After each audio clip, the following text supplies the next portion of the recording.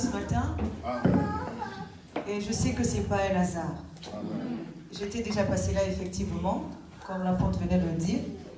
Et Dieu nous avait fait grâce. Et ce matin encore, c'est une grâce de Dieu de nous retrouver ici. Et je sais que toi, tu devais être là ce matin. Même si les autres ne sont pas là, mais toi, tu devais être là. Alors c'est pour ça que je te demande d'acclamer pour toi-même très très fort.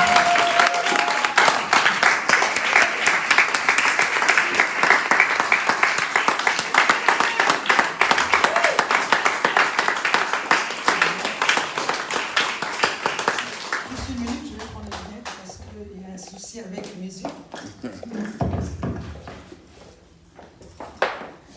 Alors, je voudrais dire un grand merci à Dieu parce que nous ne pouvons rien faire sans lui.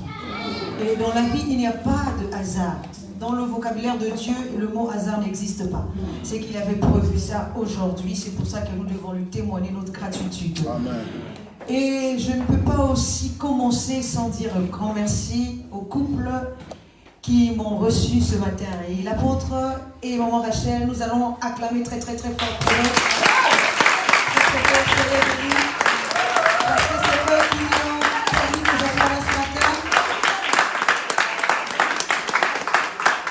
Et je voudrais aussi dire un grand merci à vous qui êtes là et tous les serviteurs qui œuvrent aux côtés de l'apôtre. Nous allons aussi acclamer pour vous très très très fort. Merci.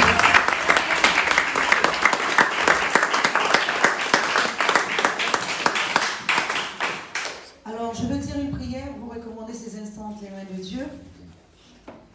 Seigneur, notre tendre Père, nous voulons te dire merci. Il n'y a rien, ô Seigneur, qu'on peut faire dans ce monde sans que cela vienne de toi. Il est dit dans ta parole que tout est ta volonté. Arrive-t-il quelque chose dans le monde sans que cela vienne de toi? Alors nous t'honorons parce que tu as permis que nous soyons là ce matin. Nous voulons aussi parler de ta part. Fais que la parole qui sortira de ma bouche ne soit pas mienne, mais tienne, Seigneur notre Dieu, afin de communiquer la vie, car c'est toi qui as la vie et c'est toi qui es la vie. Alors communique la vie afin que tes enfants reçoivent cette vie. Je ne suis qu'un être humain par lequel tu veux passer ce matin. Fais taire en moi toute pensée humaine afin que se lève ta pensée au nom de Jésus. Amen. Amen. Alors nous allons rester debout aussi parce que nous allons lire la parole de Dieu. Dans le livre des Psaumes, le chapitre 14 et le premier verset.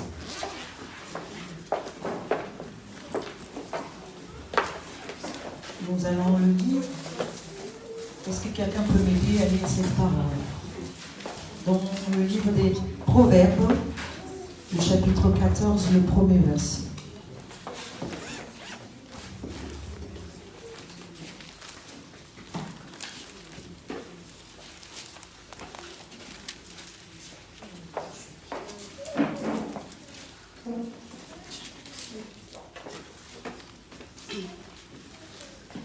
Alléluia. Amen. Je vais lire dans Proverbe 14, le premier verset. Le verset 1. La Bible dit: la femme sage bâtit sa maison, et la femme insensée la renverse de ses propres mains. Amen. Amen. Alors je vais refaire cette lecture pour une bonne compréhension. Nous lisons donc dans le livre des Psaumes, et plutôt de Proverbes, le chapitre 14, le premier verset. Nous lisons au nom de notre Seigneur Jésus-Christ. La femme sage bâtit sa maison, et la femme insensée la renverse de ses propres mains. Alléluia. Nous pouvons donc vous asseoir, s'il vous plaît. Vous pouvez donc vous asseoir. Alors, mon thème ce matin est l'œuvre éternelle. J'aimerais que nous puissions répéter après moi l'œuvre éternelle. L'œuvre éternelle. Alors, nous allons parler de cette œuvre ce matin. Et pour cela, nous allons tirer notre enseignement dans ce passage que nous venons de lire, le Proverbe 14, le premier verset. Alors, nous allons avoir une question à nous poser. La femme sage bâtit sa maison, et la femme insensée la renverse de ses propres mains. Alors ici, bien entendu, quand les gens écoutent cette parole, nous allons penser qu'il s'agit de la femme physique. Parce que la plupart du temps, j'entends cette parole que la femme physiquement bâtit sa maison. Or, en réalité, si nous voyons dans le sens physique, la femme physique ne bâtit pas sa maison. Alléluia. Amen. La femme physique ne bâtit pas de maison. Parce qu'ici, il ne s'agit pas d'une maison physique, mais nous allons parler d'une maison spirituelle, qui est donc l'œuvre que nous allons construire, nous allons bâtir.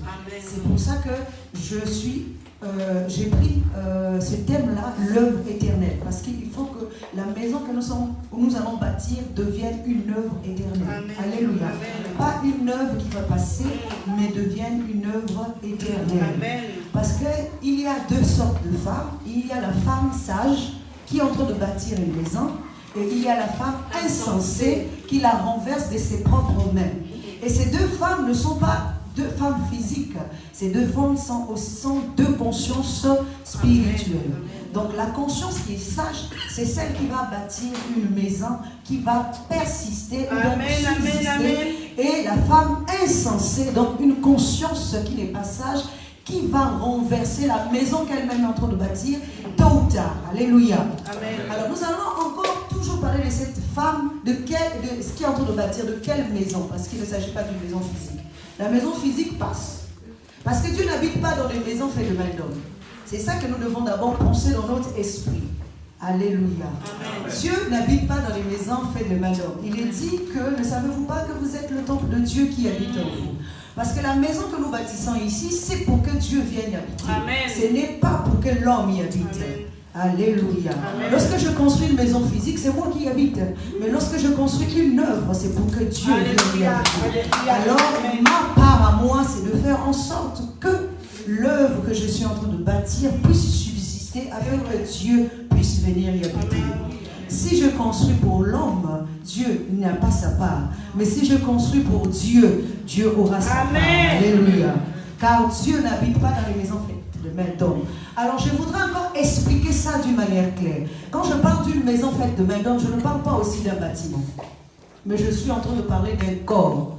Or, le corps physique que nous sommes en train de construire, quand je parle de construire, c'est un bâtiment, puisque Dieu habite en nous, puisque l'Esprit habite en nous.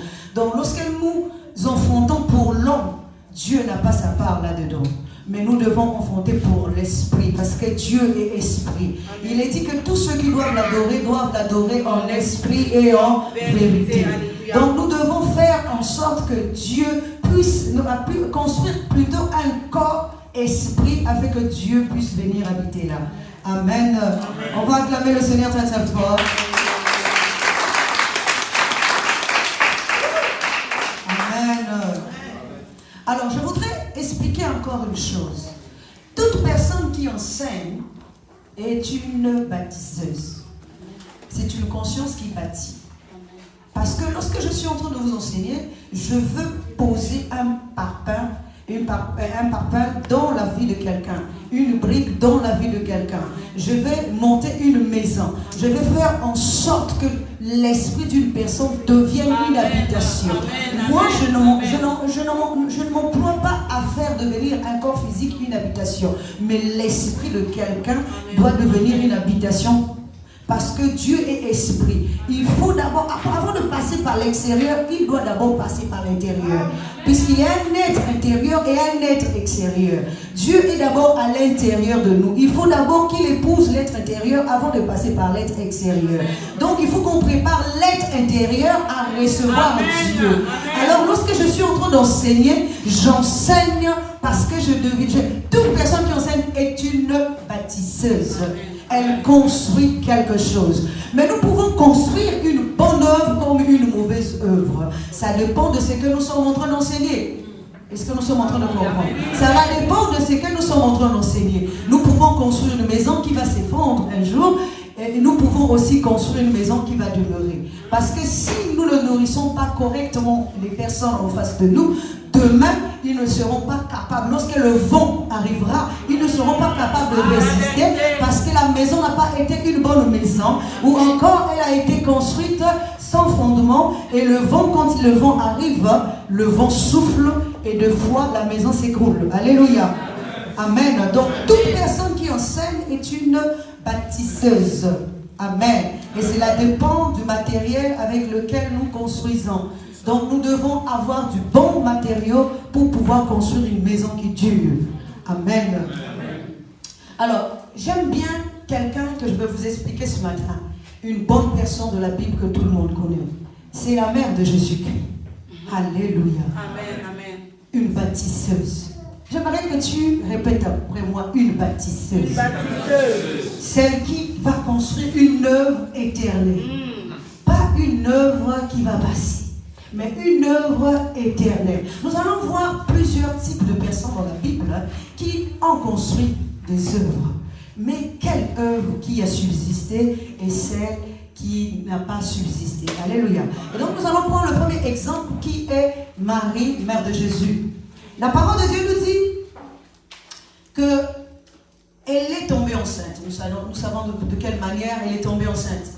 Mais lorsqu'elle a eu l'enfant, le 8e jour, elle est partie à la synagogue pour présenter son œuvre. Alléluia. Amen. Et j'aimerais que tu répètes après moi, présenter l'œuvre. Présenter l'œuvre. Parce qu'à un moment donné, lorsque nous construisons notre œuvre, il faut que nous sachions que cette œuvre-là sera présentée tôt ou tard. Alléluia. Amen. Nous tous ici, nous sommes des consciences bâtisseuses. Et à un moment donné, l'œuvre de notre main, ce n'est pas une œuvre physique, mais mon corps spirituel que je suis en train de former. À un moment donné, il faut que je le présente. Je ne le présente pas n'importe quel moment. Je le présente le jour où il va atteindre ses 8 ans d'âge. Alléluia. Et là, je ne parle pas de 8 jours. Comme 8 jours physiques, mais je suis en train de parler de 8 jours comme de 8 jours spirituels. Alléluia. Parce que chaque jour, Dieu dit un jour est égal à 1000 ans. Alléluia. Donc ce qui veut dire que tous les jours là est un âge spirituel. Aujourd'hui, le premier jour est un âge. Demain, ça sera le deuxième âge. Donc l'homme que je suis en train de construire ou encore de former doit évoluer. Et doit arriver à atteindre. Il faut qu'il atteigne sa maturité. Alléluia. Il ne faut pas qu'il meure avant d'atteindre sa maturité. Parce que le 8e jour, quand il arrivera, je dois présenter l'œuvre devant Dieu. Alléluia. Je dois l'emmener au temple pour présenter à Dieu son œuvre. Alléluia. Parce que c'est ce jour-là que Dieu va prendre possession de ce corps-là. Parce que c'est ce jour-là que Dieu va habiter dans ce corps. Alléluia. Donc lorsque je l'aurai formé, alléluia. C'est pour ça que lorsque nous sommes en train de faire quelque chose, nous ne devons pas le faire pour plaire à quelqu'un. Nous devons faire ce que nous sommes en train de faire pour plaire à Dieu. C'est pour ça que Dieu dit dans sa parole, craignez celui qui peut tuer l'âme et non ceux qui peuvent tuer le corps. Le corps passera. Ce n'est pas ça qui est plus important. Mais ce qui est plus important, c'est l'esprit. Alléluia. Dieu dit, craignez celui qui peut tuer l'âme.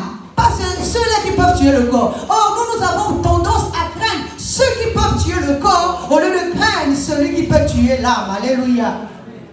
Alors, donc, des fois, nous avons peur des gens. Nous avons à vouloir plaire aux gens au lieu de vouloir plaire à Dieu, au lieu de vouloir élever Dieu, mais nous voulons seulement plaire à l'homme. Alléluia. Alors donc nous voyons que le 8e jour, lorsque Marie a bien formé son corps, le corps, parce qu'en fait nous devons aussi savoir une chose, le corps ici ce n'est pas le corps de quelqu'un d'autre que tu vas présenter à Dieu. Alléluia. Or, beaucoup d'entre nous, nous voulons présenter quelqu'un sans nous présenter nous-mêmes. Nous sommes en train de dire à quelqu'un, faites ce que je vous dis, mais ne faites pas ce que je suis en train de faire. Alléluia. Tu ne peux pas présenter une autre offrande que ta propre offrande.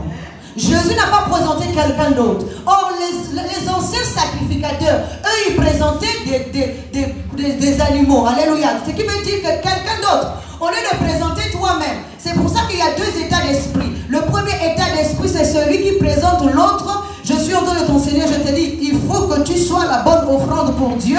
Et moi-même, je suis incapable de mettre cela en pratique. Donc, je te dis à toi, fais ce que moi je suis en train de te dire, mais ne fais pas ce que moi je fais. Alléluia. Alors, je suis en 2e position, je suis celui qui fait ce que je suis en train de dire. Ce qui veut dire que je m'enseigne moi-même d'abord et je t'enseigne toi aussi. Alléluia. Il faut que je commence par m'enseigner moi-même. Je ne peux pas enseigner quelqu'un d'autre sans commencer par moi. Je dois commencer par moi. Pour que moi, lorsque toi tu verras, alléluia. Vous savez, dans la Bible, il y a un disciple que j'aime bien. C'est Thomas. Alléluia. Amen. Parce que il y a ceux qui entendent et ceux qui voient. Alléluia. L'esprit entend, il comprend et il peut faire. Mais le corps, lui, doit voir pour pouvoir manifester ce que tu as dit. Donc lui là, c'est ce disciple-là qui veut voir avant de croire. Il est le disciple là, il doit voir. Tant qu'il ne voit pas, il ne va pas croire. C'est pour ça qu'il demande à Jésus, montre-moi d'abord tes stigmates, pour que je puisse croire que c'est toi. Alléluia. Parce que les autres, ceux-là, là, c'était de l'esprit. Ils pouvaient comprendre. Déjà, on leur explique qu'ils n'ont même pas besoin de voir parce qu'ils entendent. C'est comme l'esprit. Lorsque je suis en train de te dire, l'esprit comprend les choses de l'esprit. Quand on enseigne, l'esprit va dire Amen parce qu'il comprend les choses de l'esprit. Mais le corps, il doit comprendre et il doit voir. Celui, c'est l'œil. Il doit voir, il doit toucher, il doit palper. Alléluia. C'est pour ça qu'il n'y a pas trop de changements dans la vie des gens. Pourquoi? Parce qu'on ne voit pas ce que tu es en train d'enseigner. C'est comme un enfant à la maison. Tu lui dis de ne pas insulter quelqu'un, mais toi-même tu insultes. Alors il va faire quoi? Il va recommencer lui aussi. Parce qu'il voit ce que tu es en train de faire. Il ne fait que copier ce que tu fais. Alléluia. Amen. Amen, le Seigneur est très fort. Amen. Alors, je suis toujours sur Marie, mère de Jésus, et j'aime cette femme, comme je disais au début, parce qu'elle a construit une œuvre. Et son œuvre existe jusqu'aujourd'hui. Si aujourd'hui, toi et moi, on est là, c'est parce que cette œuvre est encore. Alléluia. Et c'est une œuvre parfaite. Alléluia. Une œuvre excellente. Alléluia. Amen. Alors, cette œuvre crie encore aujourd'hui. Cette œuvre parle encore aujourd'hui. Parce que Marie a présenté cette œuvre sous deux formes. Alléluia. La première forme, c'est celle du corps. Alléluia. Lorsqu'après avoir formé le corps, elle est partie avec cet enfant à la synagogue présenter son œuvre. Et il y a eu deux témoins. Alléluia. Anne de Phanuel et Siméon qui ont vu l'œuvre et qui ont attesté que l'œuvre est bonne. Alléluia. Parce qu'il faut qu'on atteste que ce que tu as fait là est bon. Que ce que tu as fait là va subsister. Que ce que tu as fait là... Alors regardez ce que Siméon dit. Siméon dit, moi, tu m'avais demandé d'attendre jusqu'à ce que je ne partirai pas avant de voir ton salut. Alléluia. Donc il atteste que ça c'est réellement le salut de Dieu. On ne peut pas attester si on n'a pas palpé. On ne peut pas attester si on n'a pas touché. On ne peut pas attester si on ne voit pas que l'œuvre est réelle. Alléluia. Que c'est réellement celui que j'attendais. Maintenant je peux partir tranquillement parce que j'ai vu le salut que tu avais prévu. Tu avais promis au peuple, alléluia, que tu avais promis aux nations, j'ai vu. Donc il a attesté, alléluia, il a attesté que c'est bien réel, c'est bien ça. Parce qu'il ne voyait pas avec les yeux de l'homme, il voyait avec les yeux de l'esprit. Pour voir que celui qui est en face de moi, le bébé que je vois là, est bel et bien celui qui devait venir. Parce qu'il ne voyait pas avec les yeux de l'homme, mais il voyait avec les yeux de l'esprit. Alléluia. Et c'est pour ça qu'il a attesté. Alléluia. Amen. Acclame encore le Seigneur très très fort. Oui, il a attesté. Parce qu'il a palpé, il a vu avec les yeux de l'esprit et il a dit que l'œuvre est bonne. Et à ce moment-là, il y a aussi Anne de Phanuel. Anne aussi est venue. Anne aussi a attesté, a dit également que l'œuvre est bonne. Parce qu'il est dit qu'on ne peut pas parler de quelque chose sans que ça soit sous la déposition de deux témoins. Il faut qu'il y ait au moins deux témoins pour confirmer que cette chose est bien réelle ou cette chose est bien la bonne. Il faut deux témoins. Alléluia. Pas seulement un témoin. Un Un témoin ne suffit pas. Il faut au moins 2 ou 3 témoins pour attester que la chose est bonne. Et là encore, Dieu nous prouve dans sa parole que Siméon était là pour attester et que Anne Fanuel aussi était là pour attester que l'œuvre de Anne et plutôt de Marie était une bonne œuvre et elle incarnait réellement l'image de Dieu et la ressemblance de Dieu. Alléluia. Parce que la bonne œuvre, il faut qu'elle incarne l'image et la ressemblance de Dieu. C'est pour ça qu'au commencement, il est dit, faisons l'homme selon notre image et notre ressemblance. Ce n'est pas l'image et la ressemblance de l'homme, mais selon l'image et la ressemblance de Dieu. Amen. Lorsque nous sommes en train de former cet homme-là, un nouveau nous, alléluia, un nouveau soi, celui-là, alléluia, j'associe avec lui.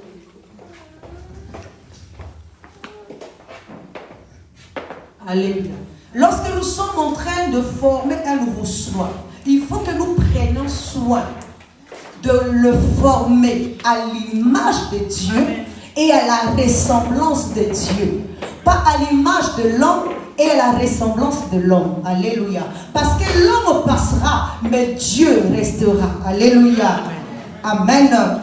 Alors, donc, nous voyons ici, il y a un autre fait que nous devons voir. Amen. Pour que nous puissions comprendre encore ce que je suis en train de dire. La parole de Dieu nous dit dans Luc 7, 18 à 22, mais nous n'allons pas le lire, vous pourrez aller le lire plus tard. Bon, ok, nous allons le lire pour comprendre rapidement. Luc 7.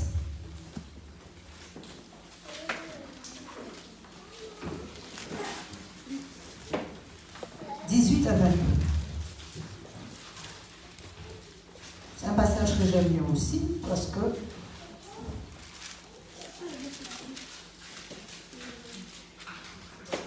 je découvre ce qui est caché dedans. Luc 7, à partir du 18e verset jusqu'au 22e. Il nous est dit ceci. Jean fut informé de toutes ces choses par ses disciples. Il en appela 2 et les envoya vers Jésus pour lui dire, es-tu celui qui doit venir ou devons-nous en attendre un autre? Arrivé auprès de Jésus, il dit, Jean-Baptiste nous a envoyés vers toi pour dire, es-tu celui qui doit venir ou devons-nous en attendre un autre? Alors même, Jésus guérit plusieurs personnes de maladies, d'infirmités et d'esprits malins. Et il rendit la vue à plusieurs aveugles. Et il leur dit, allez rapporter à Jean ce que vous avez vu et entendu. Les aveugles voient, les boiteux marchent, les lépreux sont purifiés, les sourds entendent, les morts ressuscitent et la bonne nouvelle est annoncée aux pauvres. Alléluia. Amen. Alors, la question que nous allons nous poser dans ce cas, n'est-ce pas ce même Jean-Baptiste qui avait présenté Jésus comme agneau de Dieu qui ôte le péché du monde? Alléluia. Comment, dans ce passage, ce Jean-Baptiste-là, que nous connaissons nous tous, qui présente Jésus comme agneau de Dieu qui ôte le péché du monde, mais qui, quelque temps après, se retrouve en prison. Et on voit 2 de ses disciples poser la question à Jésus, es-tu celui qui doit venir ou devons-nous en attendre un autre? Alors là, c'est vraiment compliqué. Alléluia. À un moment donné, je me suis posé cette question. Avait-il perdu quelque chose? Alléluia. Comment hier, je présente quelqu'un? Donc si je le présente, c'est que je le connais. Oui. N'est-ce pas? C'est que je l'ai vu avec mes yeux spirituels. Et je présente. Aujourd'hui, je dis, voici l'apôtre William. Donc je suis sûre que c'est l'apôtre William. Et demain, c'est comme s'il y a une confusion dans ma tête. Je commence encore à dire, mais j'entends que l'apôtre William là-bas a fait des choses, mais il faut d'abord que j'envoie encore 2 de mes disciples aller demander si c'est vrai, c'est vraiment lui. Il y a quelque chose qui ne va pas. Alléluia. C'est une confusion. Amen. Donc je me suis posé la question, mais attends, est-ce qu'il avait perdu la mémoire? Il n'était plus lui-même? C'est quoi son problème? Alléluia. Amen. Mais en réalité, il n'avait mémoire. Amen. En réalité, il est toujours dans le vrai. Amen. Parce que lui ne connaissait pas le Christ. Lui ne connaissait Jésus. Amen. Amen. Alléluia. Parce que nous devons comprendre une chose. Il y a le Christ et il y a aussi Jésus. Il y a le corps, mais il y a aussi l'esprit. Alléluia. Donc nous pouvons connaître quelqu'un. C'est pour ça que Paul dit, celui que nous avons connu dans la chair, ce n'est pas celui que nous connaissons aujourd'hui. Alléluia. Parce que celui que Jean-Baptiste a présenté, c'est le corps. C'était l'œuvre de ses mains. Dis encore amen. Amen. Je pense que tu n'as pas compris. Jean-Baptiste présente Jésus parce que Jésus est l'œuvre de ses mains. Mais Jean-Baptiste ne présente pas le Christ parce qu'il ne connaît pas le Christ. Alléluia. Il nous présente le corps. Le corps, lorsqu'il sort de l'eau, le corps est l'œuvre de Jean-Baptiste parce qu'il a été baptisé par Jean-Baptiste. Alléluia. C'est Jean-Baptiste qui forme ce corps. Le baptême ici ne s'agit pas d'un baptême comme nous entendons. Ça veut dire quelqu'un qui rentre dans une compréhension. Lorsqu'il sort dans cette compréhension, épouse cette compréhension, devint le fils de cette compréhension et il est formé par cette compréhension. Alléluia. C'est comme Paul qui dit, il était au pied de Gamaliel. Alléluia. Donc il est fils de Gamaliel. Il a la compréhension de Gamaliel. Il a été baptisé par Gamaliel. Mais le jour où il rencontre Jésus-Christ, il laisse Gamaliel. Il quitte Gamaliel. Il change de père. Il change de nation. Il change aussi d'identité. Alléluia. Amen. Donc ici, Jean-Baptiste présentait son œuvre. Or, l'œuvre de Jean-Baptiste n'a pas subsisté. Dis encore amen. Parce que l'œuvre qui va mourir, c'est l'œuvre de Jean-Baptiste. Celui qui va demeurer, c'est l'œuvre de Dieu. Alléluia. Car le corps ira dans la mort, mais l'esprit ressuscitera d'entre les morts. Alléluia. Mais pendant que Jean-Baptiste présente son œuvre, il y a quelqu'un d'autre aussi qui présente son œuvre. Dis encore amen. Parce que pendant qu'on est en train de présenter l'œuvre de Jean-Baptiste, il dit, voici l'agneau de Dieu qui ôte le péché du monde. Mais il y a quelqu'un d'autre qui dit, celui-ci est mon fils bien-aimé, en qui j'ai placé toute mon affection. Écoutez-le. Alléluia. C'est que là, il y avait deux œuvres. Il y avait une œuvre terrestre et il y avait une œuvre céleste. L'œuvre céleste descendait des cieux pour venir habiter dans l'œuvre terrestre. Alléluia. Alléluia. Donc lorsque Dieu présente son fils, il ne présente pas le corps terrestre, mais il est en train de présenter le corps céleste. C'est lui qui n'a pas été formé de main d'homme. C'est lui-là que l'homme ne connaît pas. C'est lui-même que Jean-Baptiste ne connaissait pas. Alléluia. C'est pour ça que lorsqu'il commence à voir celui-là maintenant qui est en train d'agir, il se pose la question. Il commence à se dire, mais comment ça se fait-il? Celui que je connaissais, c'était le corps. Mais celui qui est en train de faire le miracle, parce que le miracle n'était pas associé à Jésus-Christ, plutôt à Jésus. Mais le miracle était associé au Christ. Alléluia. Lorsqu'il dit, voici ce que Jésus répond. Il dit, allez lui dire. Il ne dit pas que c'est moi. Alléluia. Attendez, il ne dit pas que c'est moi. Il ne dit pas allez lui dire que c'est moi. Il dit allez lui dire allez lui dire ce que vous avez vu et ce que vous avez entendu. Les boiteux marchent, les aveugles voient, les sourds entendent et les muets parlent. Alléluia. Parce que cette œuvre-là devait être attachée à Jésus, au Christ, pas à Jésus. Alléluia. Seul le Christ pouvait faire ses œuvres. C'est pour ça que Jean-Baptiste ne comprenait pas. Il y avait l'agneau de Dieu qui ôte le péché du monde, le corps qui part au sacrifice. Mais il y a celui qui doit faire le miracle. Il y a celui qui doit refléter Dieu. Celui qui accomplit l'image de Dieu. Celui-là, l'œuvre éternelle. L'œuvre qu'on ne peut pas détruire. L'œuvre qu'aucun homme ne peut anéantir. Alléluia. Alléluia. C'est de cette œuvre-là que je vous parle ce matin. Celle qui s'exprime toute seule. Parce que lorsque nous incarnons Jésus, lorsque nous portons l'image de Dieu, alléluia, je dis à quelqu'un que les portes s'ouvrent d'elles-mêmes. Alléluia. Que toutes les portes s'ouvrent d'elles-mêmes parce qu'il est dit, porte élevée volonté pour que le roi de rois fasse son entrée. Alléluia. Tout ce qui est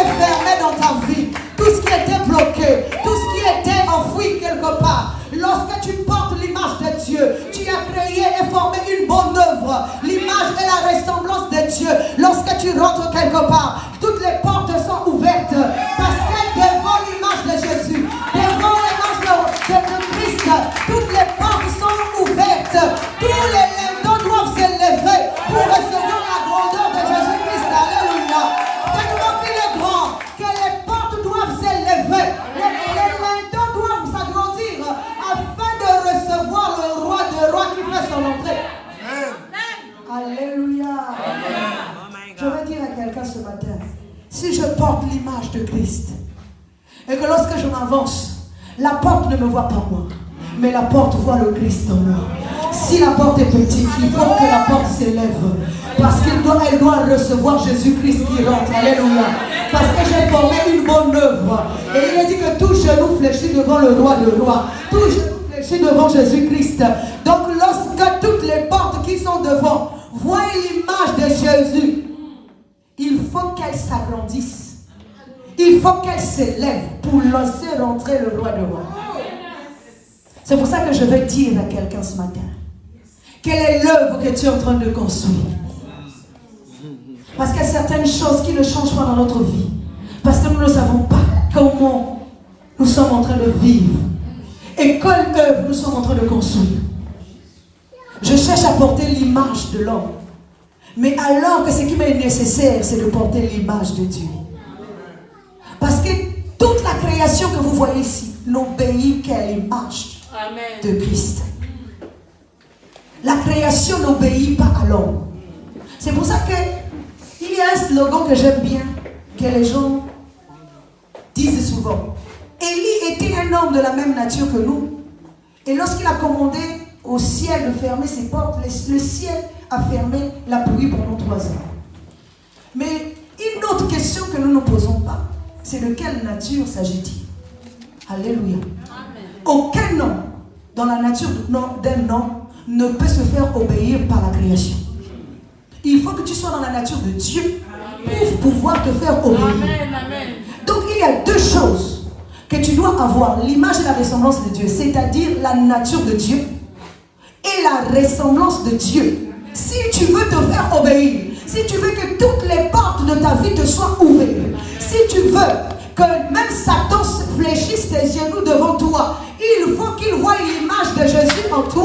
Il faut qu'il voie l'image de Dieu. On a dit que Jésus est le Fils du Dieu invisible, plutôt l'image du Dieu invisible. Donc il est l'image du Dieu invisible. Donc lorsque ce n'est plus moi qui vis, c'est Christ qui vit en moi. Alléluia. C'est que j'ai enfanté un fils. Pas un fils physique. Je peux enfanter 50 000 fils physiques. Alléluia. Ce n'est pas le plus important devant Dieu. Celui qui est le plus important, c'est le fils spirituel que je vais enfanter.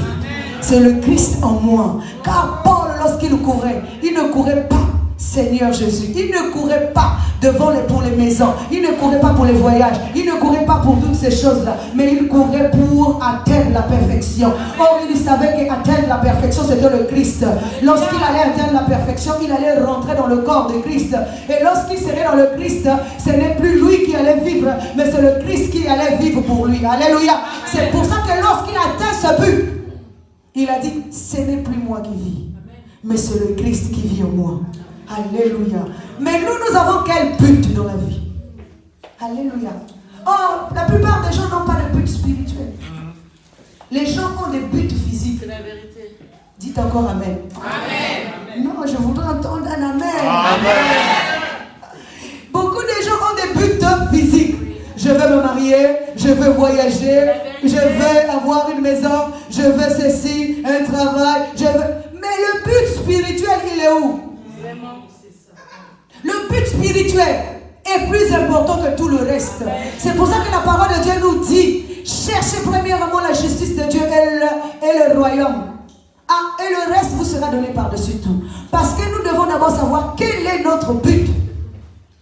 Est-ce un but physique ou un but spirituel? Alléluia. Nous avons besoin d'un but spirituel. Parce que c'est ça notre lendemain.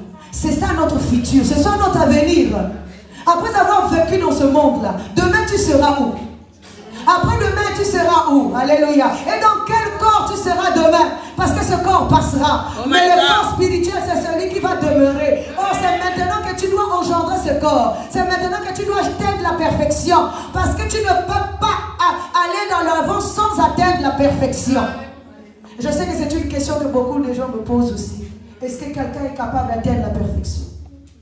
Si ça existe, et si on a écrit ça, c'est que nous sommes capables d'atteindre la perfection.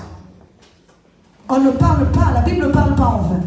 Mais la Bible dit toutes choses pour une cause. C'est que nous sommes capables. Et si Paul a pu atteindre la perfection, c'est que nous aussi nous pouvons atteindre la perfection. Parce que la perfection, c'est le corps spirituel, c'est le Christ. Il est dit, vous qui avez été baptisés en Christ, vous avez revêtu Christ. Et là, je parle du baptême de Christ. Alléluia. Je ne parle pas du baptême de Jean-Baptiste, mais je suis en train de vous parler du baptême de Christ. C'est lui qui vous emmène jusqu'à la vie éternelle. C'est lui qui vous emmène jusqu'à l'éternité. Alléluia. Amen. Acclame encore le Seigneur très très fort.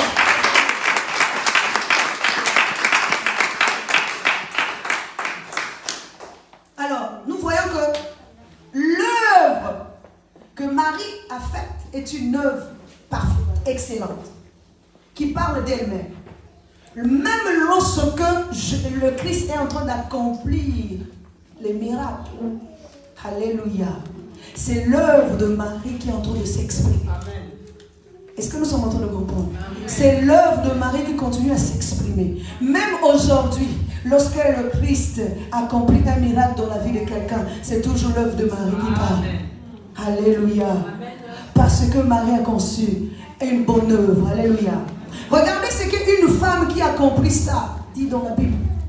Elle dit dans Luc 11, 27, elle dit, tandis que Jésus parlait ainsi, une femme élevant la voix du milieu de la foule lui dit, heureux le sein qui t'a porté, heureuses les mamelles qui t'ont allaité. Alléluia. Oh, j'aimerais que tu dises amen. Amen. Regardez bien ce passage.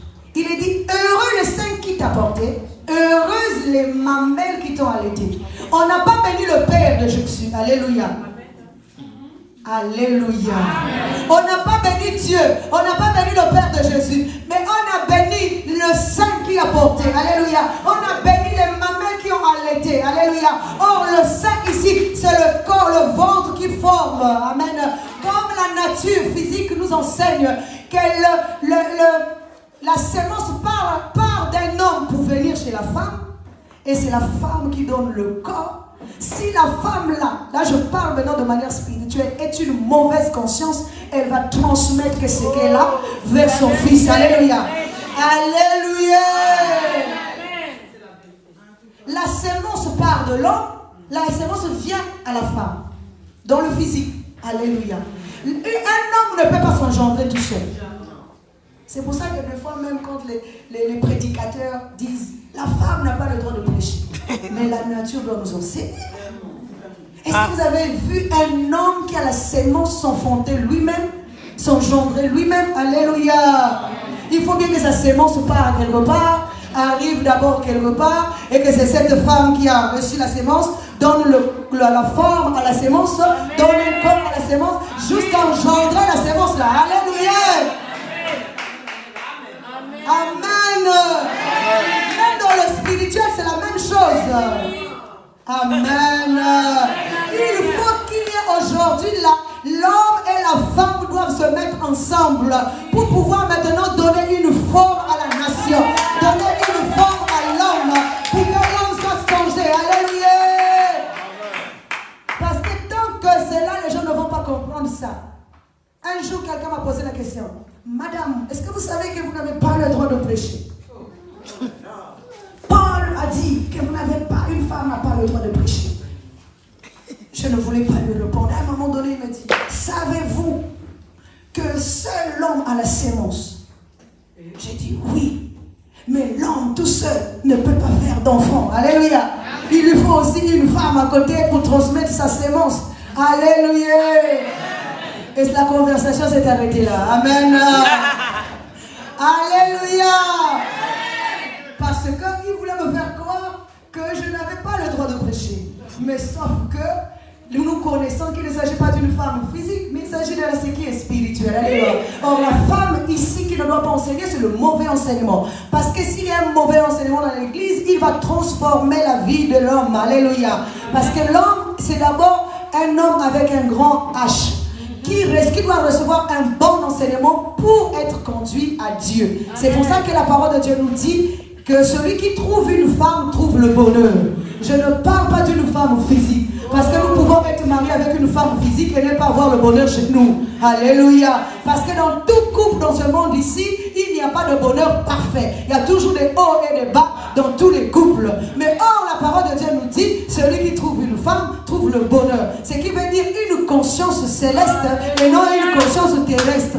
Si tu trouves la conscience divine, tu seras un homme heureux. Moi, je serai un homme heureux parce que celui qui parlera en moi, ça sera la conscience divine que j'ai épousée. Alléluia. Amen. C'est pour ça qu'il est dit aussi à Abraham, quitte le pays de ton père, va vers un pays nouveau que je te donnerai en possession. Parce qu'il devait quitter la nature terrestre pour aller vers une nation nouvelle qu'il ne connaissait pas. Seul Dieu connaissait. Il savait qu'il allait l'emmener jusqu'à cette dimension.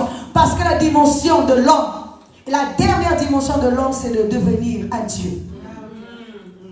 Dis encore amen. Amen. Parce que nous sommes des dieux, mais aujourd'hui nous mourons comme des hommes. Or, si nous revenons à la divinité, nous serons des dieux. Parce que la parole est claire. La parole dit, vous êtes des dieux, pourtant vous mourrez comme des hommes. Alléluia. Acclame encore très très fort. Donc pour revenir à cette femme qui parle à Jésus en disant, heureux le sein qui t'a porté. Et heureuse les mamelles qui t'ont allaité. Aujourd'hui, on parle de l'allaitement. Je ne parle pas de l'allaitement physique non plus. Parce que lorsque je suis en train d'enseigner ici, ou l'apôtre quand il enseigne, c'est ça l'allaitement. L'allaitement pour notre esprit. C'est pour ça que Paul dit, si vous avez goûté que Jésus est bon, ça veut dire qu'il est le lait.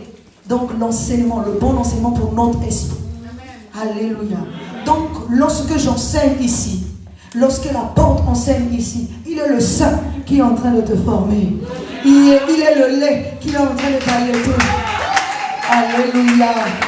Pour que demain, lorsqu'on va te voir, quelqu'un dira, ce n'est pas une femme physique, seule une conscience céleste peut savoir que tu as été bien allaité, que tu as été bien formé. Ce n'est pas l'homme physique peut ne pas reconnaître, mais l'homme spirituel, lui, il reconnaît. Quand un homme a été bien formé, quand un homme a été bien allaité, l'homme spirituel, il reconnaît. Il sait que celui-là a été bien formé, celui-là a été bien allaité. Alléluia. Donc il a eu une mère qui l'a formé, il a eu une mère qui l'a allaité. Alléluia. Ce n'est pas parce que l'apôtre est un homme qu'il n'est pas une femme. Dis encore amen. Acclame encore pour lui. Très très fort. Amen. Parce que lorsqu'il commence à prêcher ici, c'est la baptiseuse qui parle. Lorsqu'il commence à prêcher ici, c'est la mère qui commence à s'exprimer. Alléluia. Celle qui nous enfantait. Parce qu'il y a une différence entre la femme et la mère. La mère, c'est celle qui donne la vie. Si elle n'a pas la vie, alléluia, elle ne peut pas former un être. Elle ne peut pas former une personne. Il faut qu'il ait la vie pour pouvoir former. Alléluia. Amen. La femme ne donne pas la vie, mais c'est la mère qui donne la vie. C'est pour ça que Paul dit à Timothée justement que si du moins elle enfante, amen, ça veut dire que elle, si elle devient mère, parce que la femme a un autre enseignement, alors que la mère aussi a un autre enseignement. La mère, c'est celle qui forme. Donc, quand l'apôtre passe ici pour prêcher, ne le voyez plus comme un homme. Voyez-le maintenant comme une femme. Alléluia. Voyez-le maintenant comme une femme qui vient prêcher. Moi, lorsque je suis en train de parler ici, ne me voyez plus comme une femme. Voyez-moi maintenant comme un homme. Dites amen. Amen. Parce que seul un homme a la sémence. Dis encore amen. Même si je suis une femme, mais lorsque je transmets la parole, je sais que j'ai de la sémence. Et si j'ai la sémence, je suis en train de concevoir une conscience. Il faut qu'il y ait une conscience qui est disposée. Une conscience qui est prête à l'ovulation pour recevoir ce que je suis en train de donner.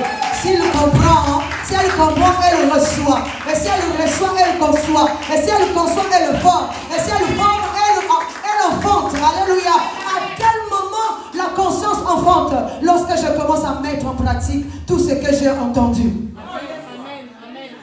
Dis encore amen. Lorsque j'ai entendu, j'ai formé, donc j'ai d'abord médité. J'ai commencé à donner la forme à l'intérieur de moi. Et il faut maintenant que je enfante. Il faut maintenant que quelqu'un, lorsqu'il va me voir, il va dire, mais tiens, le frère a changé. Alléluia.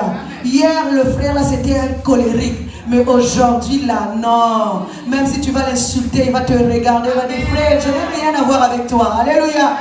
Alléluia. Nous voyons qu'il a reçu la sémence. Il a formé au-dedans de lui. Et il a enfanté. Amen. Oh, beaucoup d'entre nous recevons, nous se recevons et nous faisons des fausses couches. Alléluia. Nous faisons des fausses couches. Ça veut dire quoi? Je suis incapable de mettre en pratique. Il suffit que quelqu'un vienne me déranger. L'esprit de colère commence à monter. L'esprit de colère commence à monter. Parce que je suis incapable de maîtriser ma colère. Alléluia. Alors que j'ai entendu que l'esprit de colère n'est pas bon. Au lieu de maîtriser la colère, au lieu de détruire la colère, au lieu d'anéantir la colère, mais je laisse la colère pousser. Alléluia. C'est pour ça que dans notre vie, la plupart du temps, surtout nous les Africains, les Congolais en particulier, tout ce que nous arrive dans la vie, c'est la sorcellerie. Amen. Même ta colère là aussi, c'est la sorcellerie. Donc tu veux dire qu'on t'en sorcellerie pour que tu sois coléré. Mais oui, c'est ça, parce que tout ce qui nous arrive, c'est la sorcellerie. On m'a envoûté. Mais même la colère là, donc tu ne peux pas te maîtriser. On est en train de t'enseigner pour que tu maîtrises la colère. Demain, quand ça ne va pas aller, quand tu vas tuer quelqu'un, tu vas dire on m'a envoûté. Non, c'est parce que tu as laissé la colère prendre de l'ampleur, la colère grandir. Ce n'est pas l'envoûtement. Alléluia. Oh my God. Ce n'est pas de l'envoûtement, c'est parce que tu as laissé la colère prendre de l'ampleur. Alors maîtrise-toi. Détruis la colère au-dedans de toi, afin que demain tu sois capable de te maîtriser. Amen. Parce que c'est une œuvre que tu es en train de construire. Mais l'œuvre là, tu dois commencer par sortir ce qui est mauvais. La nature terrestre doit disparaître. Alléluia. C'est pour ça que quand Jésus rentrait dans le temple de Jérusalem, connaissant que c'était le temple de Dieu, il fallait d'abord qu'il chasse tous les commerçants qui étaient là. Alléluia. Cela veut dire quoi? Quand la parole rentre, il faut que la parole commence par détruire l'esprit de colère, l'esprit de haine, l'esprit de jalousie, l'esprit d'envie, l'esprit de paresse. Tous ces esprits-là règnent au-dedans du temple de Dieu. Or, il est dit dans la parole de Dieu, ma maison sera appelée maison de prière. Ce qui veut dire que toi et moi, nous sommes une maison de prière, une habitation de Dieu. Il ne faut pas que d'autres esprits puissent venir là. Mais aujourd'hui, les esprits de colère, de haine, de jalousie, d'envie, de convoitise continuent à venir au-dedans de nous alors qu'ils ne laissent pas place à Dieu. Oh my God. Jésus, lorsqu'il rentre dans le temple, il chasse tous ces gens-là. Parce que lorsque la parole rentre, si la parole n'arrive pas à chasser la colère, il y a un problème. Si la parole n'arrive pas à chasser la haine, il y a un problème. Si la parole n'arrive pas à chasser même la paresse qui est au-dedans de toi, il y a un problème. Alléluia. Parce que la parole, c'est Jésus-Christ. La parole, c'est la vérité. Et on ne peut pas étouffer la vérité. La parole, c'est l'œuvre qui parle d'elle-même. Il faut qu'on voie le changement au-dedans de toi et de moi pour qu'on dise que tu es réellement une œuvre faite de bonnes mains. Amen. Oui, l'œuvre doit parler d'elle-même. Amen. Donc aujourd'hui, je suis en train d'instruire quelqu'un de construire une œuvre. Commence par libérer tout ce qui est au-dedans de toi. Parce que tout ça fait obstacle. Pendant que tu es en train d'accuser quelqu'un, tu ne sais pas que c'est déjà trop au-dedans de toi. Parce que Jésus n'accuse personne. La parole est claire. Hein? La parole dit, ce n'est pas moi qui vous accuse, mais c'est Satan. Donc c'est deux natures différentes. Celle qui n'accuse pas et celle qui accuse. Parce que celui qui est dans les yeux du mal voit le mal partout. Même quand deux personnes sont en train de parler, il va trouver ça mal. Parce qu'il voit avec les yeux du mal. Quand quelqu'un fait quelque chose, c'est toujours mal. Il ne voit jamais le bien. Quand quelqu'un réussit, c'est toujours mauvais parce que soit il a touché quelque chose, parce qu'il a vu avec les yeux du mal. Or, c'est quelqu'un qui voit avec les yeux du bien, bénira toujours. Béni soit Dieu, parce qu'il a béni mon frère. Béni soit Dieu. Oh, parce qu'il a levé mon frère, que Dieu l'élève encore plus. Parce qu'il voit avec les yeux du bien. Et c'est pour ça que Jésus ne pouvait pas voir avec les yeux du mal. Il voyait qu'avec les yeux du bien. Lorsque Pierre a coupé l'oreille du soldat, Jésus a pris l'oreille. Jésus a récupéré, il a ramené. Pourquoi? Parce qu'il ne voyait pas avec les yeux du mal. Alléluia. Il a dit, je peux commander une myriade des anges pour venir m'aider. Alléluia. Mais nous, on fait quoi? Si c'était nous, on allait dire, oh Père, envoie-moi l'armée du ciel pour venir m'aider. Mais lui, il n'a pas dit ça. Il a dit non, ce n'est pas comme ça qu'il faut voir les choses. Il faut les voir autrement. Ce n'est pas en rendant le mal par le mal que nous allons gagner, mais c'est en rendant le bien par le bien que le mal par le bien que nous allons gagner, que nous allons triompher. Amen. Et c'est pour ça que David, quand il arrive face à Goliath, et que Saoul lui propose comment je vais dire ça? Des armes en fait. Alléluia. Mais David refuse. David dit quoi? Non, je ne veux pas prendre ça. Parce qu'il s'est rendu compte que Goliath avait les mêmes armes. Alors il a dit, maintenant, Goliath porte une armure. Il porte une épée. Il a même un casque. Mais c'est les mêmes choses qu'on me propose. Ce qui veut dire, je ne peux pas rendre le mal par le mal. Je ne pourrais pas faire tomber Goliath parce que lui-même il est le mal incarné. Si je veux le faire tomber, il faut que j'aille chercher une autre âme. Et mon âme la plus puissante, c'est le corps de Christ. Et c'est pour ça que Goliath et David a tout laissé. Il a dit, bon non, je laisse tout ça, ça c'est l'homme. Je vais chercher une pierre. Je vais aller au torrent. Au torrent là-bas, le torrent c'est l'eau qui passe puissamment là. Il dit non, c'est là-dedans que je vais plonger ma main. Et je vais aller chercher la pierre angulaire. C'est lui-là qu'aucune personne ne peut faire tomber. C'est lui-là, cette pierre que personne dans le monde ne peut toucher. Alléluia. Il est parti prendre la pierre angulaire. Ça veut dire quoi? Être dans le Christ. Seul le Christ peut faire tomber Goliath. Seul le Christ peut faire tomber le mal. Parce qu'il est écrit que tout genou péchera devant Jésus-Christ. Lorsque je porte l'image de Jésus, je porte l'image de Christ. Même mes problèmes sont petits. Parce que tous les problèmes face à Jésus ne sont rien du tout. Il a dit qu'il a pris 5 pierres, mais il a suffi d'une seule pierre. Et nous connaissons que Jésus est la pierre angulaire. Celle qui est précieuse, posée sur l'ongle. C'est celle-là que tu dois aller chercher. C'est celle-là que tu dois aller présenter. Lorsque Satan est face à toi, ne parle pas, ne t'agite même pas, ne doute pas, n'aie pas peur. Présente seulement Jésus-Christ, car c'est Jésus qui parlera. C'est Jésus qui s'exprimera pour toi. C'est Jésus qui fera tout, parce qu'il est la pierre angulaire. Mais toi, tu veux combattre Satan avec tes propres efforts. Même, regardez même dans nos familles africaines, nous voulons combattre même le sorcier avec nos propres efforts. Même toutes les grimaces qu'il est en train de faire là, toi tu es là pour contrôler. Il n'a pas fait comme ça. Et on dirait que comme ça. On dirait que même le mot de dos là, oh, c'est le sorcier de ma famille. Alléluia. Dis encore Amen. Mais lorsqu'on a un Christ, on ne se soucie plus de tout ça. Parce que le véritable moi, ce n'est plus moi. On ne peut pas toucher Christ. Qui peut toucher Christ? Qui peut atteindre Christ? Christ est la pierre angulaire. Il a dit que sur celle sur qui elle tombera, et la personne sera brisée. Et si toi-même tu tombes sur elle, tu seras aussi brisé. Parce qu'elle est à l'angle. Elle est à l'angle. Alléluia. Donc tes petits problèmes là, ne te tracasse pas pour ça. Oh, yes, Lord. Ne te tracasse même pas pour ça. Jésus est la pierre angulaire. Choisis seulement de porter l'image de Christ. Choisis seulement de véhiculer cette image. Partout tu iras, il faut qu'on voie le Christ. Et le reste se fera tout seul. Tu n'as pas besoin de même de parler. Le Christ n'a pas pas besoin de parler. C'est l'œuvre qui parle d'elle-même. Amen, amen, amen, amen. L'œuvre parle d'elle-même.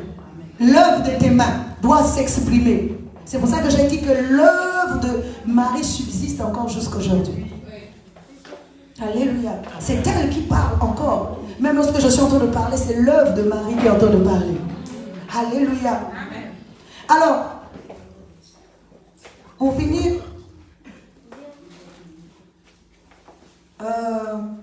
est-ce que vous savez que Marie a présenté son fils 2 fois. La première fois, c'est le jour du 8e jour où elle l'emmenait à la synagogue. Mais la deuxième fois, c'est le jour des noces de Cana. Alléluia. C'est le jour-là. Alors, je vous dis que seule une conscience parfaite peut savoir que son jour est là. Alléluia. Alors, pendant qu'il n'y a plus de vin, Marie savait. Ce n'était pas Jésus qui savait. Alléluia. Parce que même lorsque Marie demande à Jésus de produire ce miracle, Jésus va dire, femme, qu'a-t-il entre toi et mon heure n'est pas encore là. Alléluia. Comment même c'est possible? Écoutez bien ce passage, nous connaissons ce passage. Comment même c'est possible? Jésus est le roi des rois, le Seigneur des seigneurs, le maître des maîtres. Donc il est Dieu tout-puissant. Il connaît tout. Et à quel moment ça va se produire? Mais or, à cet instant, il ne savait pas qu'il devait faire un miracle. Parce qu'il dit, mon heure n'est pas encore là. Alléluia. Ce qui veut dire que l'image là représente quelque chose qu'il faut comprendre, il faut découvrir. Amen. Alors, la parole de Dieu nous dit qu'il y a 6 vases. Il y avait 6 vases qui étaient remplis de vin. Mais le premier vin qui était là, c'était un mauvais vin. Et les gens avaient bu. Ils étaient tous sous. Mais il n'y avait plus de vin. À un moment donné, Marie va se dire, allez, prenez les vases et remplissez d'eau. Et lui, il va transformer l'eau en vin. Alléluia. Amen. Ce qui veut dire ici, là, Marie ne présente plus le corps. Marie va présenter maintenant le Dieu. Alléluia. Dis encore Amen. Elle ne présente plus le corps qu'elle avait présenté autrefois. Elle va présenter maintenant la divinité qui était en elle. Alléluia. Qu'elle a transformé l'état suprême. Alléluia. Parce que seule la divinité peut transformer l'eau en vin. Alléluia. Et quand je parle de transformer l'eau en vin ici, je transformais la nature terrestre à la nature céleste. Alléluia. Seul Dieu peut transformer l'homme terrestre en l'homme céleste. C'est pour ça que la parole de Dieu nous dit dans les Corinthiens, je crois que 1 Corinthiens 15 à partir du 45e verset, il nous a dit de la même manière que nous avons porté l'image terrestre, c'est de cette même manière que nous porterons l'image céleste. De la même manière que nous avons été terrestres, c'est de cette même manière que nous deviendrons célestes. Alléluia. Mais cette transformation-là ne se fait pas par l'homme. Cette transformation se fait par Dieu. Seule la divinité peut faire cette transformation. Alléluia. C'est le même vase qui a contenu l'ancien vin et c'est le même vase qui va contenir le nouveau vin. Alléluia. Est-ce que nous sommes en train de comprendre? C'est le même vase qui avait contenu l'ancien vin, mais c'est le même vase qui va contenir le nouveau vin. Parce que là, Marie ne voulait plus présenter le Fils terrestre, mais elle voulait maintenant présenter le Fils céleste. C'est lui qu'elle venait dans, celui qui avait atteint la maturité. Or, la maturité spirituelle, c'est être un Dieu. Alléluia. Alléluia. Acclame très très fort. Acclame très très très fort. Et c'est pour ça qu'on appelle ça les noces. Parce que c'est à ce moment-là que l'homme épouse Dieu. L'homme doit épouser Dieu. Ce n'est pas l'homme physique qui épouse Dieu, mais c'est la conscience. Lorsque nous sommes dans la divinité, nous pouvons faire des grandes choses, des miracles. Nous pouvons élever encore Dieu de plus belle parce que nous manifestons Dieu. Et c'est là que Marie pouvait présenter son fils, l'œuvre de ses mains, pour dire maintenant, Je ne présente plus l'homme que vous avez connu. Maintenant, vous allez le voir sous une autre forme. De celui qui fait des miracles. Celui qui incarne réellement Dieu. Celui qui représente Dieu sur la terre. Celui qui est la ressemblance. Celui qui est l'image parfaite. C'est lui-là maintenant que vous allez connaître. Alléluia. Amen. Et lorsqu'il a fait ça, à partir de ce miracle, que les gens ont eu une autre compréhension de Jésus. Parce qu'avant ça, les gens voyaient qu'il était le fils du charpentier. Alléluia. Mais ils n'avaient pas l'idée que c'était le fils de Dieu. Donc lorsque Marie présente son fils, il présente maintenant le fils qui est Dieu. Alléluia. Qui doit accomplir maintenant l'œuvre divine ou l'œuvre divine. Alléluia. Il ne présente plus le fils du charpentier ou le fils terrestre, mais elle est en train de présenter l'œuvre de ses mains, la divinité incarnée. Alléluia. Amen. Donc ce matin, mon message était de vous transmettre le goût de chercher la perfection et de marcher dans la droiture, dans la sainteté de vie. Parce qu'il est bien dit dans la parole de Dieu que rechercher la paix avec tous et la sanctification sans laquelle personne ne verra Dieu. C'est bien clair. Ce n'est pas ton frère qui va te donner la sanctification. Ce n'est pas moi aussi le pasteur qui va t'apporter la sanctification. Mais la sanctification viendra de toi-même. Alléluia. Et ça aussi, ce n'est pas un sorcier de ta famille qui va te sorceler pour avoir ça. C'est les efforts que tu feras toi-même. À chercher la sanctification et la paix avec tous. Si tu crées des problèmes par-ci, par-là, alléluia, tu n'as pas de paix. Écoutez bien cette parole. Recherchez premièrement la sanctification. Plutôt la paix avec tous. Parce que s'il n'y a pas de paix, il n'y a pas aussi de sanctification. Il faut d'abord la paix avec tout le monde. C'est pour ça que Jésus dit, celui qui n'est pas avec moi est contre moi. Mais celui qui n'assemble pas disperse. Or, nous devons être des rassembleurs et non des disperseurs. Nous devons chercher la paix avec tous, partout où nous allons. Parce que celui qui est en Christ rassemble, ne disperse pas. Et il cherche la paix avec tout le monde. Il ne crée pas de problèmes. Si tu crées des problèmes, c'est que tu n'es pas encore dans l'image céleste. Tu es encore dans l'image terrestre. Alors ce que nous voulons, c'est être dans l'image céleste. Représenter dignement ce royaume-là. Parce que le royaume est en nous. Le royaume n'est pas hors de nous, mais le royaume est en chacun de nous. C'est pour ça que Jésus disait, lorsque vous allez partir quelque part, dites, le royaume est au milieu de vous. Le royaume est en vous. Le royaume n'est pas ailleurs. Si vous cherchez un royaume, je ne sais pas comment, alors que le royaume est en nous-mêmes, alors nous n'allons jamais trouver ce royaume. Que la parole de Dieu trouve place en nous. Merci beaucoup. Je vais laisser la place à l'homme de Dieu.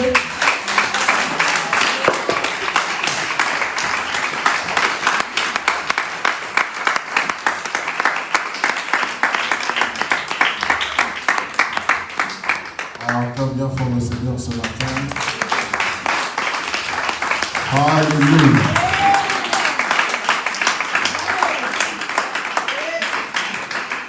Merci Seigneur.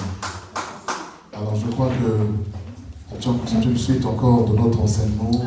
Seigneur, restaure ma vie. Et nous avons compris que notre vie, cette vie Zoé que Dieu nous a donnée, Dieu nous a créé esprit.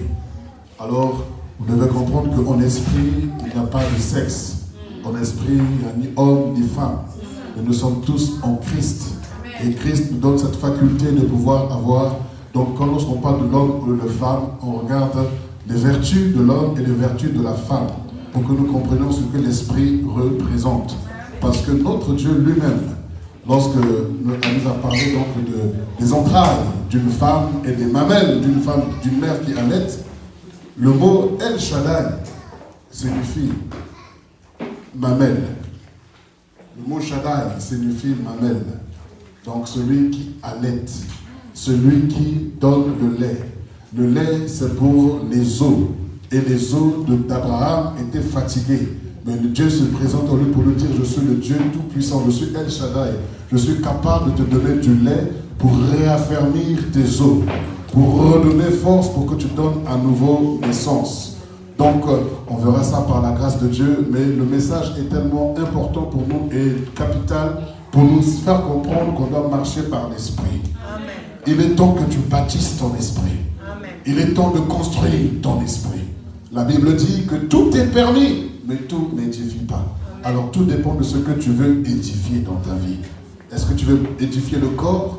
Donc tu vas aller dans la salle de fitness, basique, fit, ou je ne sais pas quelle salle de sport. Tu vas bâtir ton corps. Et lorsque tu veux bâtir ton corps, tu t'imposes toute espèce de discipline.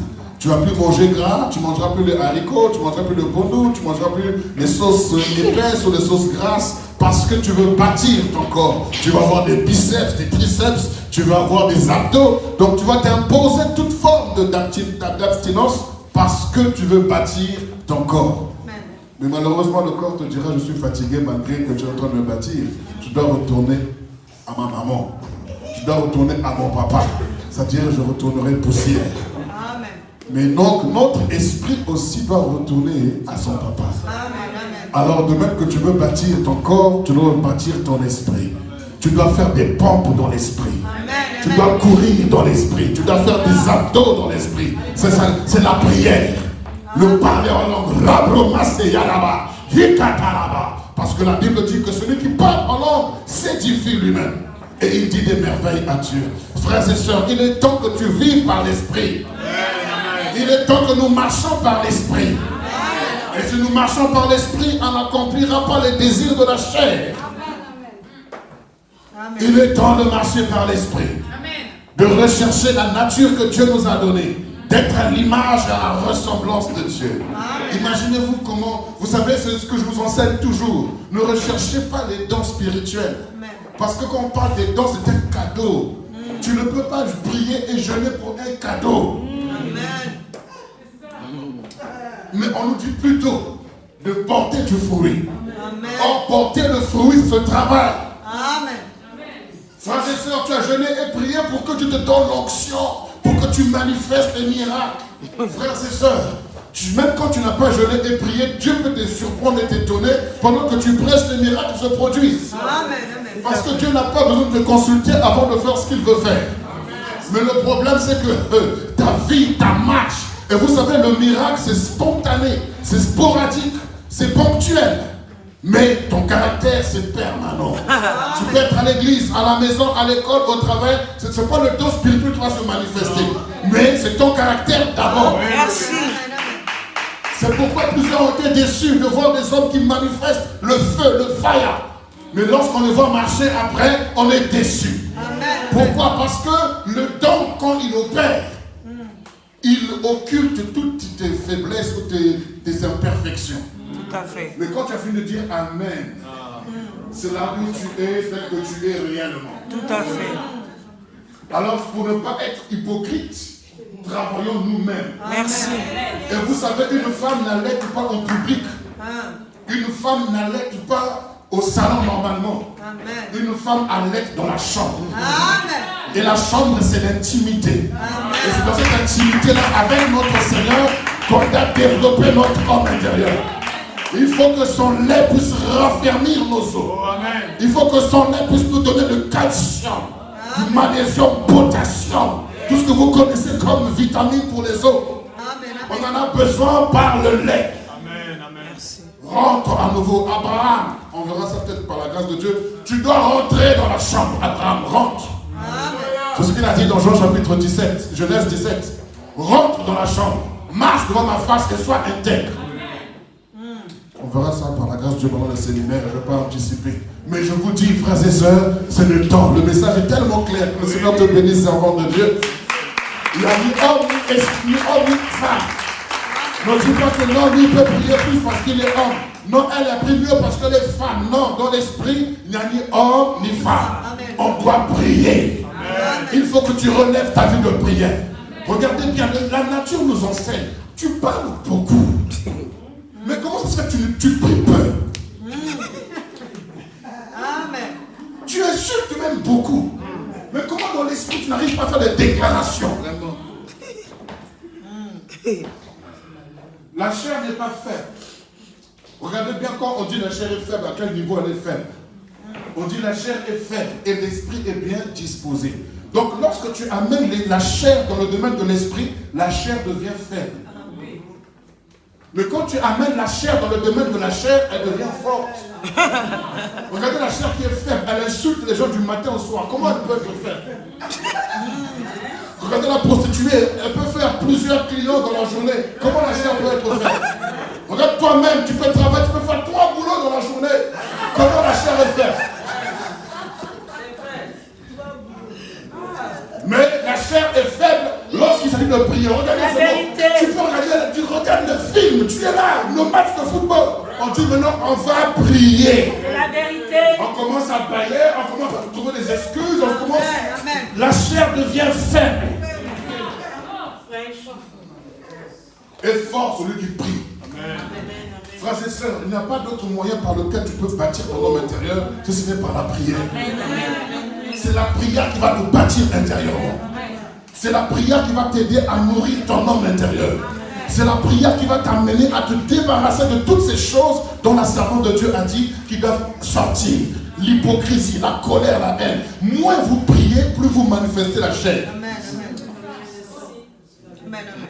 Chasser le naturel. Il revient au galop. Parce que le français il connaît très bien, c'est très bien s'exprimer. Chasser le naturel. Donc c'est pourquoi l'apôtre Paul dit ne chasse pas la chair, mais il maintient la chair, il la maîtrise, il la tient assujettie. C'est pas la chasser, parce que quand vous la chassez, elle revient au galop. Pour éviter qu'elle revienne au galop, maintenant auprès de vous. C'est comme un chien, un bulldozer, un bulldog à ses pieds, assis. Assis. C'est comme ça que tu dois dire. Mais si ton esprit est faible, il ne peut pas commander au chien. Comment vous pouvez donner à un enfant de 5 ans d'aller promener votre bulldog, pitbull, je ne sais pas tout ce que vous connaissez, Rottweiler. Qui va promener qui? Amen, amen. Je crois que le chat va commencer à tirer votre bébé, votre enfant de 5 ans. Non, mon médard, non, médard. Le médard a vu quelque chose, et puis le médard t'a dit. Et l'enfant commence à s'accrocher. Et quand l'enfant remonte, tu te rends compte que ce médard qui a promené ton enfant. Et l'enfant est blessé de tous les côtés. Mais lorsque ton fils de 20 ans, bien costaud, tu lui dis, va promener le pitbull, je ne sais pas quelle espèce de chien, il sera maîtrisé. Amen, amen, amen. Si l'enfant est faible, la chair, elle sera forte. Mais si l'homme est fort, la chair sera maîtrisée. Développe l'esprit. Prie davantage. Passe le temps dans la prière. Lis la Bible, médite la parole de Dieu. Écoute des cantiques spirituels. Les cantiques spirituels ne remplacent pas la prière. C'est pas parce que tu as écouté un cantique que tu as prié, c'est faux. Arrête de nous maquiller la conscience. Ne pense pas parce que tu es en train de faire à manger que tu as prié, c'est faux. C'est faux, tu n'as rien fait. Tu es en train de repasser. Tu n'as rien fait du tout. Amen, amen. Tu te maquilles la conscience. Non, il faut prier. Qui d'entre vous, quand vous mangez, vous qui êtes en train de prendre le tu peux vous manger, tu prends du riz, tu manges comme ça et puis tu fais les choses en même temps. Comment est-ce que l'appétit sera réellement réel? Et sera concret. C'est pas possible. Il faut que tu dois t'asseoir. Quand tu grignotes, c'est que tu fais le grignotage aussi spirituel de la prière. C'est la vérité. C'est pourquoi le diable peut te grignoter aussi. Ce matin, il nous a été dit, la femme sage est celle qui bâtit sa maison. Et cette femme-là, c'est l'épouse de Christ. Cette conscience que nous sommes, de bâtir réellement cette relation, cette intimité avec le Seigneur. Alors, j'aimerais que ce matin, tu prennes l'engagement, après un tel message, de dire, Seigneur, je veux restaurer ma vie de prière. Je veux renouveler mon intimité avec toi.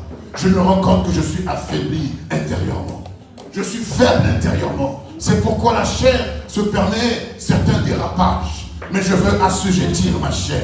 Je veux la maintenir, Seigneur, sous contrôle. Parce que je veux que l'esprit prenne de l'avantage, prenne de l'ampleur, prenne réellement le devant. Je veux retrouver ma vie de prière. Est-ce que je parle à quelqu'un ce matin? Alors pendant que je te parle, dois te lever. Lève-toi sur tes pieds. Lève-toi sur tes pieds. Le Seigneur s'est adressé à toi. Je pense que la moindre des choses, que tu puisses parler au Seigneur. Alors ne prie pas juste pour prier, mais je veux que tu pries ce matin pour dire: Seigneur, j'ai entendu ta parole. La femme sage que je suis, car tu as fait de moi ton épouse. Tu as fait de moi, Seigneur, cette conscience qu'il doit réellement, oh Dieu, être vivante. Une conscience forte, une conscience vivante pour la gloire de notre Dieu. Une conscience pure. Oui, parce que cette bonne conscience, plusieurs l'ont perdue. Quand tu perds ta bonne conscience, alors pour toi, le péché devient normal. Quand tu perds ta conscience, pour toi, le mal devient bien et le bien devient mal. Mais ce matin, le message a été clair. Tu vas élever la voix pour dire: Seigneur, je veux bâtir mon homme intérieur. Je veux édifier mon homme intérieur. Je veux bâtir mon esprit, mon intimité, ma relation avec toi. Je veux rentrer, Seigneur, dans la chambre. Je veux rentrer dans une intimité parce que tu as dit: lorsque vous priez, entre dans ta chambre, ferme-la. Et le Dieu qui voit dans le secret te le rendra dans le secret également. C'est là où tout se passe. Élève la voix et prie maintenant. Prie maintenant, prie. Alléluia. Je prie ce matin, Seigneur, que tu déverses sur nous un esprit de supplication, un esprit de prière, un esprit d'intercession, un esprit qui te recherche, oh Dieu, l'esprit qui te recherche. Oui, Seigneur, comme l'a dit David, l'esprit dit de ta part: recherche l'Éternel, cherche la face de l'Éternel. Oui, Seigneur, je recherche ta face. Comme l'a dit David encore, comme une biche soupire après des courants d'eau. Ainsi, mon âme a soif du Dieu vivant. Que mon âme soit assoiffée de toi, Seigneur. Que ma soif, Seigneur, ne puisse pas être, oh Seigneur, de me voir étanchée, Seigneur. Mais je veux avoir une soif continuelle de toi. Te rechercher constamment, matin, midi, soir, dans la méditation, dans la prière, dans l'étude de ta parole. Je veux retrouver ma vie de prière. Je veux retrouver mon intimité avec toi. Je veux retrouver, Seigneur, le temps de prière. Je ne veux pas maquiller ma conscience. Je ne veux pas me tromper par de faux raisonnements. Je ne veux pas me tromper par l'hypocrisie, par l'apparence, par la religiosité. Mais je veux être profond avec toi. Je veux bâtir mon homme intérieur. Je veux refléter, Seigneur, ton image. Je veux refléter ta gloire. Je veux refléter, Seigneur, ta puissance, ta magnificence, ô grand Dieu. Seigneur, je veux marcher par l'esprit. Je veux marcher par l'esprit et faire mourir les œuvres de la chair. Faire taire les œuvres de la chair. Que mon caractère, ma nature soit identique à la tienne, soit semblable à la tienne. Dans le nom puissant de Jésus. Et la robe Seigneur, l'église que nous sommes, tu as dit que nous sommes, Seigneur Dieu de gloire, ton habitation en esprit. Nous sommes ta maison et ta maison sera appelée une maison de prière, une maison de prière. Prière, l'action de grâce, de supplication, d'intercession, d'adoration. Oui, Seigneur notre Dieu. Oui, Papa, nous voulons prier, nous voulons prier, nous voulons prier. Restaure, Saint-Esprit, restaure la communion, restaure l'intimité, restaure la vie de prière, restaure la vie de prière. Relève quelqu'un ce matin, restaure quelqu'un ce matin, que la vie de prière ne soit pas celle qu'elle a été hier, que la vie de prière ne soit pas celle qu'elle a été avant-hier. Renouvelle toutes choses. N'est-ce pas toi qui m'as dit que tes compassions se renouvellent chaque matin? Que ce matin, Seigneur, tu renouvelles en moi tes compassions, Seigneur. Oui, mon Dieu, parce que par tes compassions, que je puisse, au Dieu de gloire, te célébrer, te louer. Tes compassions deviennent pour moi le pain quotidien, la provision nécessaire, Seigneur, pour vivre dans la sainteté, dans la justice, dans la crainte de ton nom, de chercher la sanctification, de chercher la crainte de ton nom, de chercher ta présence, Seigneur, de chercher ta volonté. Oh Seigneur, notre Dieu. À quoi reconnaîtra-t-on, Seigneur, que nous sommes ton peuple? Si ce n'est pas ton amour qui est manifesté dans nos vies et qui nous amène à prier, à intercéder, à échanger. Oui, et l'apôtre Jean nous a dit, voici l'assurance que nous avons auprès de lui, que lorsque nous prions, il nous écoute. Il nous écoute. Et si nous avons l'assurance qu'il nous écoute, quoi que ce soit que nous demandions selon sa volonté, nous l'obtenons. Oui, Seigneur, nous sommes en train de prier et nous avons l'assurance que tu nous écoutes. J'ai la conviction que tu m'écoutes. J'ai la certitude que tu m'écoutes, oh Dieu. Tu écoutes mon frère, tu écoutes ma soeur. Tu écoutes nos prières qui viennent du plus profond de nos cœurs, qui viennent du plus profond de notre être. Parce que, Seigneur, nous voulons que ta gloire, oh Dieu, soit révélée, soit manifestée au travers de nous. Seigneur, la chair, oh Dieu, la chair, avec ses passions et ses désirs, doivent mourir, doivent mourir, doivent mourir, doivent mourir dans le nom précieux de Jésus-Christ. Oui, Seigneur, ce matin, relève ton peuple, reste dans ton église, ne reste pas dans la timidité, élève la voix, parle Seigneur, parle Seigneur, parle Seigneur. C'est toi qui sais ce que tu traverses, c'est toi qui sais ce que tu vis, tu sais réellement. Oui, si tu retrouves l'image de Dieu, nous a été dit ce matin, aucune porte ne résistera devant toi, aucune porte ne tiendra devant toi, parce que tu reflètes l'image de Dieu, tu reflètes la pensée du Seigneur, tu reflètes la volonté de Dieu.